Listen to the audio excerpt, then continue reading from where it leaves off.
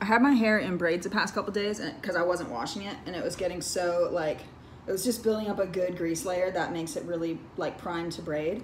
But I was trying to illustrate something today that I don't think it's not at my full potential actually, because what I would do when I was a super fashionable young squirt, I would braid my hair into like the tiniest braids and then sleep in them, and then the next day just go undo them all, just like just brush it out. And so I would go to school with just like the most flowing frizz mane, and I tried to do it now because I had the braids in, but I took them out last night, so it was just, I don't know.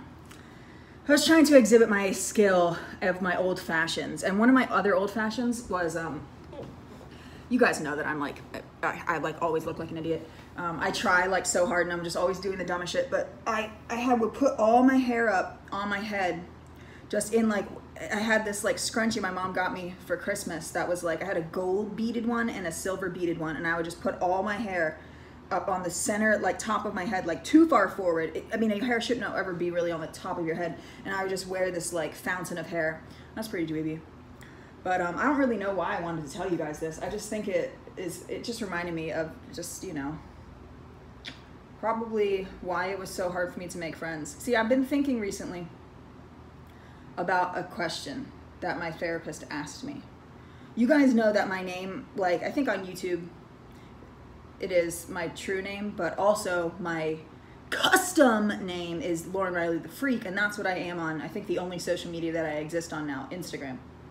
And that's because people all my life would call me like weird and a freak. And it used to upset me, but I was like, you know what, I should just own it and just like, you know what I mean, just like fuck it, whatever.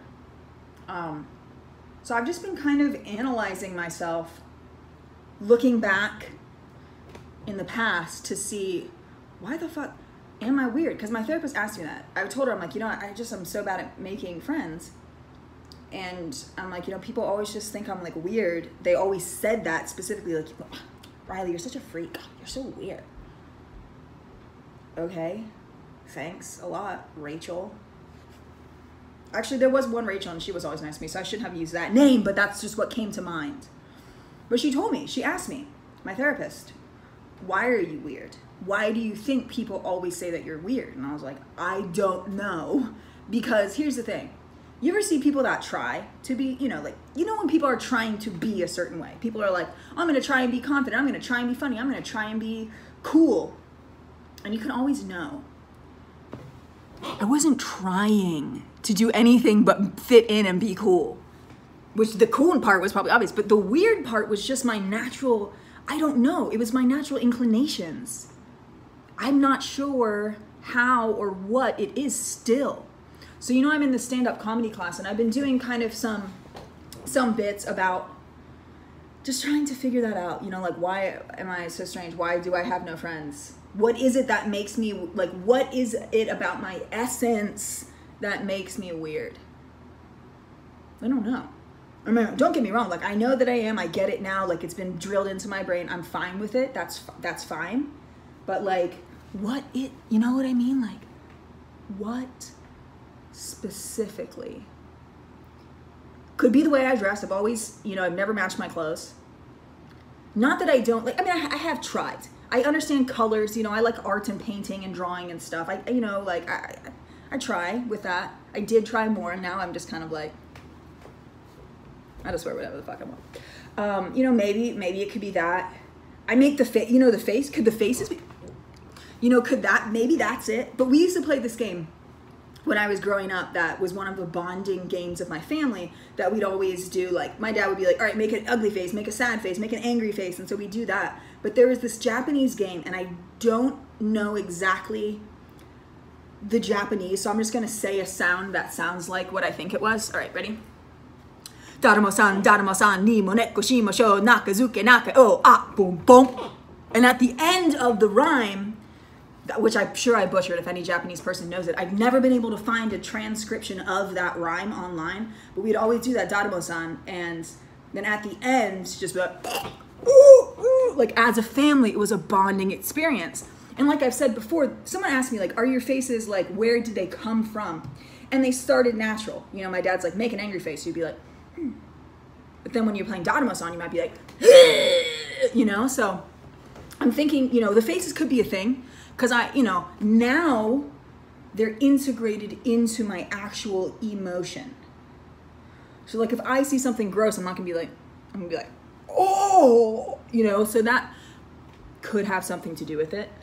I think the biggest thing is probably my extreme social anxiety. I'm thinking, you know, that would be probably a pretty big reason. Because, you know, it makes you act weird. It makes you act different than your normal self. I'm always worrying about what people are thinking of me. I'm always thinking that they're scrutinizing me, that they're judging me. They probably aren't. They probably don't give two shits because they're in their own heads thinking about their own lives and their marriage and their job and how that broccoli salad they had for lunch is giving them cramps. Like, those are the things people think about. They're not like, oh my God, Lauren, I can't believe you. Oh my God. How narcissistic, right? Like, that's not how things are happening. I wish this hair was bigger. So in my comedy class, I've been having kind of an issue because I'm writing these jokes. You know, on here, I'm just sitting here. I'm just eating my oatmeal. Talking to y'all. And that's a different thing than when I like have now written some jokes and then trying to, you know, perform them. I've been having an issue because my anxiety's been like way too high recently. There's a whole nother thing. I might have to get on drugs. And not the drugs that I want to take. So I'll talk to you guys about that later. I don't know how that's developing yet, but my therapist has been really pushing me to get drugged up. But sorry, I'm getting so sidetracked.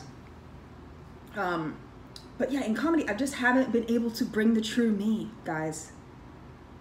That's not good because I'm so anxious about it. I've always had this problem. Like, sometimes I almost think, I know I've not been diagnosed with this, but it almost feels to me like a dissociative identity disorder. When I'm here and I'm just in my home with my oatmeal and just talking to you guys, but you're not like here. You're not here. You know, I can be my true self. But like, when I go out of the house, immediately it's like this, it's like a whole different feeling. I'm like, gotta look this way, gotta walk this way, gotta talk this way, I don't wanna make anybody upset. You know, I become like so different. And I always have hated that. And I think it's the anxiety, but I'm like, I can't have that because when I was doing acting, you know, a couple years ago when I was in school and I was auditioning all the time, I was able to, I think I was able to kind of bring more of myself, but maybe not even. I don't know. And it's kind of like in a couple of weeks, I'm part of a live stand-up show. And apparently it's like sold out and it's at one of the biggest comedy clubs around. And I'm excited about that. But within the next couple of weeks, I gotta figure out how to bring myself to the stage, bring myself to the table. I know that I'm just rambling right now, guys, but I've been having this issue. Like, and I think, I don't know, why am I weird? Why do I lose it when I'm out around people? The good parts of the weird. It's just the anxious weird that takes over.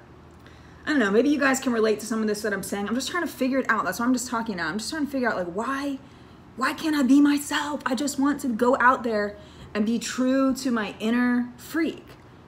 I'm okay with being a freak now. Now I'm happy about it. It's okay. If people want to label me that, that's fine.